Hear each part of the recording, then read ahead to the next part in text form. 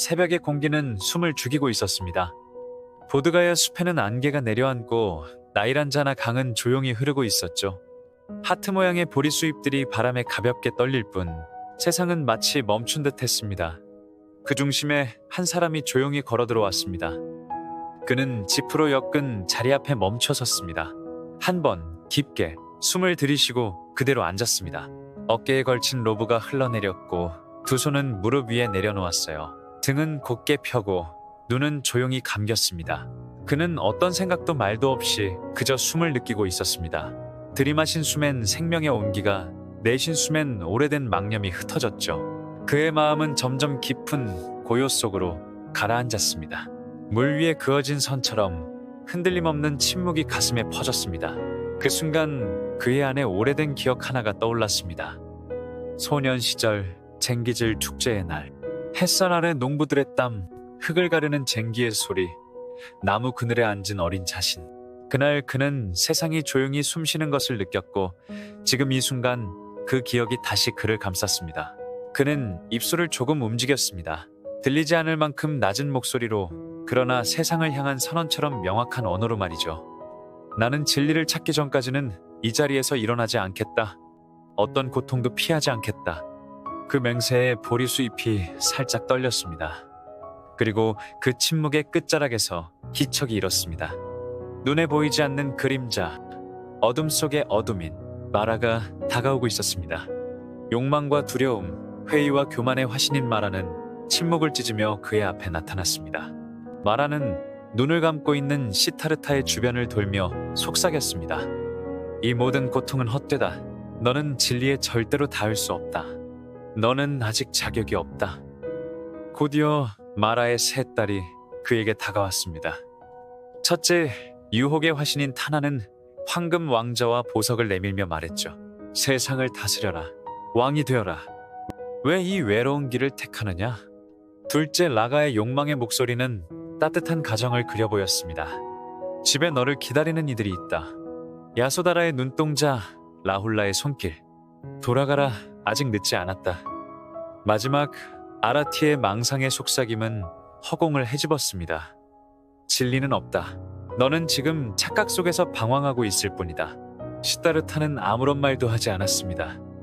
그는 눈을 감은 채 고요 속에서 그들의 말을 들었습니다.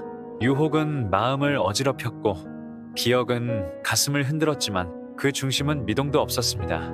그리고 그는 아주 짧게 조용히 대답했습니다. 탐욕은 갈증을 낳고 욕망은 고통을 낳고 망상은 나를 나 자신에게서 멀어지게 한다. 나는 그 너머의 빛을 찾는 자이다. 마라의 얼굴에 분노가 떠올랐습니다. 하늘이 어두워지고 천둥이 몰아쳤습니다. 괴수들이 날아들고 불화살이 공중에서 쏟아졌습니다. 강한 바람이 그의 주위를 휘몰아쳤고 땅은 울렸습니다. 그러나 그는 움직이지 않았습니다. 그의 눈은 감긴 채였고 입가엔 부드러운 미소가 번졌습니다. 두려움은 내 마음을 가릴 수 없다. 그러자 그는 조용히 오른손을 들어 자신이 앉은 대지를 천천히 어루만졌습니다. 이 땅이 나의 증인이다. 그 말은 바람보다 낮았지만 그 울림은 땅 깊숙이 스며들었습니다. 그 순간 대지의 여신 프리트비가 모습을 드러내고 손에 든 무랑아리를 기울였습니다. 그 물이 마라의 군대를 휩쓸었고 모든 환영은 바람에 쓸려가듯 사라졌습니다. 모든 것이 멈췄습니다. 소리도, 바람도, 시간도. 보리수의 잎들이 다시 조용히 흔들렸고 강물 위엔 별빛이 잠시 머물다 흘러갔습니다. 그는 그 자리에 그대로 앉아 있었습니다. 숨결은 아주 고르게 그러나 깊이 흐르고 있었고 몸을 감싸는 로브는 미세한 바람에 따라 가볍게 흔들릴 뿐이었습니다. 보리순잎 하나가 천천히 내려와 그의 어깨에 닿았고 그 잎은 마치 오래전부터 그를 기다렸다는 듯 조용히 멈춰 있었습니다. 그날은 비사카월의 보름날, 인도력으로는 우기 전의 만월밤이었습니다. 하늘엔 구름 한 점 없었고 나이란자나 강물 위엔 달빛이 길게 비쳐 있었습니다. 그는 결과부좌의 선정자세로 앉아 두 손을 포개어 법계인을 이루고 미동 없이 명상에 들었습니다. 불전에 따르면 그는 이 자세 그대로 7일간 자리를 떠나지 않았으며 그 침묵의 시간은 산매 속에서 고통과 존재의 본질을 꿰뚫은 날들이었다고 전해집니다. 그 고요함 속에서 세상은 서서히 바뀌고 있었습니다. 밤은 깊었습니다. 보드가야의 하늘엔 구름 한 점 없이 별들이 고요히 박혀 있었고 나이란자나 강은 달빛을 품은 채 잔잔히 흐르고 있었어요. 보리수 아래에서 시따르타는 고요한 침묵 속에 머물렀습니다. 폭풍은 지나갔고 유혹도 사라졌습니다. 남은 건 침묵과 숨, 그리고 내면을 가득 채운 맑은 고요뿐이었죠. 그 고요 속에서 그의 의식은 점점 깊은 곳으로 가라앉았습니다. 그는 고요한 숨결을 따라 더 깊은 내면으로 잠수하듯 들어갔고 이윽고 3번의 통찰이 그를 찾아왔습니다. 불교에서 삼야간이라 불리는 3가지 눈으로 보는 진리의 체험이 시작된 것이었습니다. 첫 번째, 그는 자신의 무수한 전생을 꿰뚫어 보았습니다. 그의 눈앞에 끝없이 펼쳐지는 생들의 강이 흘러갔습니다. 어린 시절의 웃음, 전장에서 쓰러진 병사로서의 고통, 배고픈 짐승의 허기, 구름 위에서 노래하던 신의 환희까지. 그는 자신으로 살아간 수천의 삶을 한순간에 마주했고 그 모든 생에 깃든 기쁨과 슬픔이 뒤섞여 천천히 눈물처럼 마음 안에 고였습니다. 이 모든 생은 마치 강물처럼 이어졌고 그 강물은 늘 고통의 바다로 흘러들었습니다. 두 번째 통찰은 더욱 넓고 무거웠습니다. 이제는 자신이 아닌 모든 중생의 윤회가 보였습니다. 한 생이 끝나면 또 다른 생이 시작되었고 그 흐름은 끝이 없는 수레바퀴처럼 돌고 있었습니다. 어떤 이는 착한 마음으로 빛 속으로 향했고 어떤 이는 분노와 탐욕으로 어둠 속으로 사라졌죠. 그 운명을 가른 것은 다름 아닌 그들이 뿌린 업의 씨앗이었습니다. 행동 하나, 말 한마디, 마음속의 생각조차 다음 생의 길을 만들고 있었던 것이었죠. 그는 그것이 공포보다 무서운 진리임을 느꼈습니다. 그리고 마지막 3번째 통찰의 순간이 왔습니다. 그는 고통의 원인과 그 소멸의 길을 명확히 보았습니다. 마치 새벽빛처럼 어둠을 가르고 천천히 마음을 비추었습니다. 그는 사성제를 꿰뚫어 보았습니다. 삶은 고통이다. 태어남, 늙음, 병듦, 죽음, 헤어짐, 얻지 못함. 이 모든 것이 고이며 그 고통은 집착과 가래에서 비롯된다는 것을 알게 되었죠. 그는 가래가 무지에서 자라난 것을 보았고 그 무지가 사라질 때 고통도 함께 사라질 수 있다는 진리를 체험했습니다. 가래는 뿌리처럼 마음 깊은 곳에 박혀 있었고 존재하고자 하는 욕망, 사라지지 않으려는 욕망, 그리고 감각적 쾌락에 집착하는 마음이 모두 그 가래에서 자라난 것을 그는 보았죠. 그는 또한 이 가래가 사라지기 위해서는 단순한 의지나 절제가 아닌 올바른 이해와 끝없는 관찰, 그리고 욕망을 일으키는 조건들을 알아차리는 지혜가 필요하다는 것도 함께 깨달았습니다. 그 순간 마음은 더 이상 대상에 매이지 않았고 의식은 고요히 머물면서도 깨어있는 상태로 변했습니다. 자기 자신도 세계도 더는 붙잡아야 할 대상이 아니었고 모든 것은 오고 가는 인연의 흐름 속에서 그대로 두어도 괜찮은 것들이었습니다. 그 소멸로 이끄는 길, 8정도는 올바른 통찰, 올바른 말, 올바른 행위 등 삶의 모든 면을 바르게 세우는 길이었습니다. 그 길은 결코 신의 축복이나 운명에 달린 것이 아니었습니다. 올바른 길을 걷는 자라면 누구든 다다를 수 있는 길이었습니다. 그 깨달음의 순간 그의 의식은 더 이상 흐르거나 동요하지 않았습니다. 모든 질문이 사라졌고 모든 두려움이 사라졌습니다. 그는 마침내 스스로를 완전히 이해했고 세계의 이치를 꿰뚫었으며 무지와 번뇌의 안개는 그의 마음에서 걷히고 있었습니다. 그의 마음은 이제 흐르지도 머무르지도 않았고 고요 속에서 모든 것을 보고도 아무것도 움켜쥐지 않았습니다. 시따르타 고타마는 그 순간 부처가 되었습니다. 깨달은 자, 눈을 뜬 자, 고통에서 벗어난 자. 그러나 그가 얻은 빛은 혼자만의 구원이 아니었습니다. 그는 곧 일어날 것이고 그 빛을 세상과 나눌 것입니다. 이윽고 보리수 아래의 마지막 새벽이 찾아왔습니다. 달빛은 강물 위에 길게 흘렀고 새벽별 하나가 조용히 떠올랐습니다. 그리고 그 별빛 아래 부처는 조용히 눈을 떴습니다. 깨달음을 얻은 후에도 그는 일어나지 않았습니다.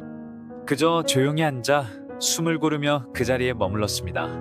시간은 지나가고 하늘은 몇 번이나 밤과 낮을 바꾸었지만 그의 자리는 움직이지 않았습니다. 보리수 아래에서의 그 첫 일주일, 그는 어떤 말도 하지 않았고 그저 그 고요한 해탈의 평화 속에 머물렀습니다. 그러나 그 침묵은 단순한 휴식이 아니라 오랜 어둠 끝에서 처음 마주한 빛을 온전히 받아들이는 시간이었습니다. 불전에서는 이때 부처가 보리수 앞에 서서 일주일 내내 눈을 떼지 않고 그 나무를 바라보았다고 전합니다. 그는 마음속으로 말했죠. 이 나무는 나를 다시 태어나게 했다. 그가 머문 자리는 보리수 아래만이 아니었습니다. 두 번째 주에는 정처 없이 걸으며 그 길 위에서 진리의 균형을 곱씹었고, 셋째 주에는 보리수 근처 연못가에서 깊은 명상에 들었습니다. 그 시간들마다 그는 자신이 깨달은 법의 진실성을 몸으로, 마음으로 다시 새기고 있었던 것입니다. 하지만 어느 순간 그는 문득 세상을 떠올렸습니다. 수없이 반복되던 생과 사, 욕망과 집착에 휩싸인 사람들의 눈빛. 누군가는 어둠 속에 완전히 잠겨 있었고, 누군가는 가까스로 고개를 들어 빛을 바라보려 애쓰고 있었습니다. 그는 스스로에게 물었어요. 이 진리를 과연 세상에 전할 수 있을까? 그 진리는 깊고 섬세하며 설명하기 어려웠습니다. 말로 전하면 흩어질까 두렵고, 제대로 못 전하면 오히려 오해를 낳을까 염려되었습니다. 그는 생각했습니다. 이 법은 깊고 밝고 미묘하다. 탐욕과 증오와 그리고 어리석음에 물든 이들은 이 법을 이해하지 못할 것이다. 그의 마음엔 다시 침묵이 찾아왔고, 그 침묵은 또 한 번의 고요한 전환점이 되었습니다. 그때였습니다. 하늘에서 한 존재가 다가왔습니다. 그는 브라흐마 사함, 인도 전통에서 창조의 신이자 법과 질서를 수호하는 범천이었습니다. 범천은 합장한 손으로 고개를 숙이며 간청했습니다. 세상은 어둡지만 일부는 눈을 뜰 수 있습니다. 당신의 진리를 듣고자 하는 사람들이 있습니다. 연꽃처럼 진흙 속에서도 피어오를 이들이 있습니다. 그 말은 그저 청혼이 아니었습니다. 그는 부처의 마음속 연민을 건드렸습니다. 부처는 조용히 중생들을 바라보았고, 그들의 마음이 제각기 다르게 물들어 있음을 보았습니다. 깊은 어둠에 잠긴 자도 있었지만 빛을 향해 몸을 기울인 이들도 분명히 있었습니다. 그 순간 그는 결심했습니다. 이 진리를 세상에 전하겠다. 그는 잠시 발길을 멈추고 마지막으로 보리수 아래를 돌아보았습니다. 그 나무 아래에서 마주한 진실은 더 이상 혼자만의 것이 아닌 세상 모두를 위한 것이었습니다. 그는 스스로에게 다시 다짐했습니다. 고통은 사라질 수 있다. 그 길을 내가 보여줄 것이다. 바람이 나뭇잎을 흔들었고, 강이 잔잔한 물결은 조용히 그 다짐에 화답했습니다. 하지만 누구에게 먼저 다가갈 것인가? 그가 떠올린 이들은 바로 6년간의 고행을 함께했던 5명의 수행자들이었습니다. 그들은 가장 먼저 함께했지만 가장 먼저 떠났던 이들이기도 했습니다. 시다르타가 고행을 멈추자 그들은 그를 타락했다고 판단하고 떠났습니다. 하지만 그는 그들의 마음속 진심을 기억하고 있었습니다. 그들은 단단했고 준비되어 있었고, 무엇보다 진리를 향한 갈망이 분명한 이들이었습니다. 그는 일어섰습니다. 보드가야를 뒤로하고 북쪽의 사르나트를 향해 천천히 발걸음을 옮겼습니다.